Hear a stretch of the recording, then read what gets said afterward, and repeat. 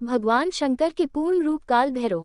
एक बार सुमेरु पर्वत पर बैठे हुए ब्रह्मा जी के पास जाकर देवताओं ने उनसे अविनाशी तत्व बताने का अनुरोध किया। शिवजी की माया से मोहित ब्रह्मा जी उस तत्व को न जानते हुए भी इस प्रकार कहने लगे, मैं ही इस संसार को उत्पन्न करने वाला स्वयंभू, अजन्मा, एकमात्र ईश्वर, अनादि भक्ति, ब्रह्म घोर निरंजन आत्मा हूँ।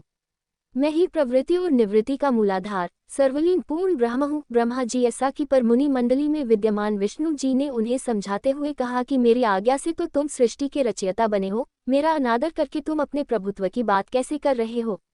इस प्रकार ब्रह्मा और विष्णु अपना अपना प्रभुत्व स्थापित करने लगे और अपने पक्ष के समर्थन में शास्त्र वाक्य उद्धृत करने लगे। अंततः वेदों से पूछने का निर्णय हुआ तो स्वरूप धारण करके आए चारों वेदों ने क्रमशः अपना मत इस प्रकार प्रकट किया।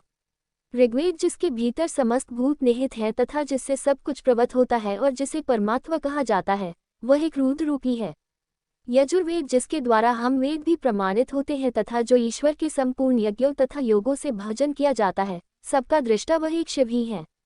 सामवेद जो समस्त संसारी जनों को भरमाता है, जिसे योगी जन ढूंढते हैं और जिसकी भांति से सारा संसार प्रकाशित होता है, वे एक त्रयंबक शिवजी ही हैं। अथर्ववेद जिसकी भक्ति से साक्षात्कार होता है और जो सब या सुख दुख अतीत अनादि ब्रह्म हैं, वे केवल एक शंकर जी ही हैं। विष्णु ने वेदों के इस कथन को प्रताप बताते हुए नित्य शिवा से रमण करने वाले दिगंबर पीतवर्ण धूलि दूसरित प्रेमनाथ कुवेटाधारी सर्वावेष्टित वृपनवाही निसंग शिवजी को पर ब्रह्म मानने से इनकार कर दिया। ब्रह्मा विष्णु विवाद को सुनकर ओंकार ने शिवजी की ज्योति नित्य और सनातन पर ब्रह्म बताया, परंतु फिर भी शिव माया से मोहित ब्रह्मा विष्णु की बुद्धि नहीं बदली। उस समय उन दोनों के मध्य आदि अंत रहित एक ऐसी विशाल ज्योति प्रकट हुई कि उससे ब्रह्मा का पंचम सिर जलने लगा। इतने में त्रिशूलधारी नील लोहित शिव वहां प्रकट हुए तो अज्ञानतावश ब्रह्मा उन्हें अपना पुत्र समझकर अपनी शरण में आने को कहने लगे। ब्रह्मा की संपूर्ण बातें सुनकर शिवजी अत्यंत क्रोध हुए और उन्होंने तत्काल भैरव को प्रकट कर उससे ब्रह्मा पर शासन करने का आदेश दिया। आज्ञा का पालन करते हुए भैरव ने अपनी बाईं उंगली के नखाग्र से ब्रह्मा जी का पंचम सिर काट डाला। भयभीत ब्रह्मा शतरुद्री का पाठ करते हुए शिवजी के शरण हुए। ब्रह्मा और विष्णु दोनों को सत्य की प्रतीति हो गई और वे दोनों शिवजी की महिमा का गान करने लगे। ये देखकर शिवजी शांत हुए और उन दोनों को अभयदान दिया।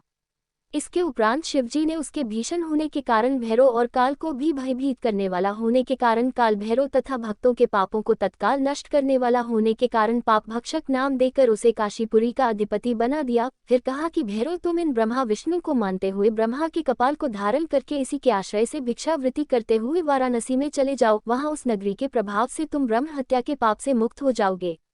शिवजी की आज्ञा से भैरव जी हाथ में कपाल लेकर ज्यों ही काशी की ओर चले, ब्रह्म हत्या उनके पीछे पीछे हो चली। विष्णु जी ने उनकी स्तुति करते हुए उनसे अपने को उनकी माया से मोहित न होने का वरदान मांगा। विष्णु जी ने ब्रह्म हत्या के भैरव जी के पीछा करने की माया पूछना चाही तो ब्रह्म हत्या ने बताया कि वह तो अपने आप को पवित्र और मुक्त होने के लिए भैरव का अनुसरण कर रही है।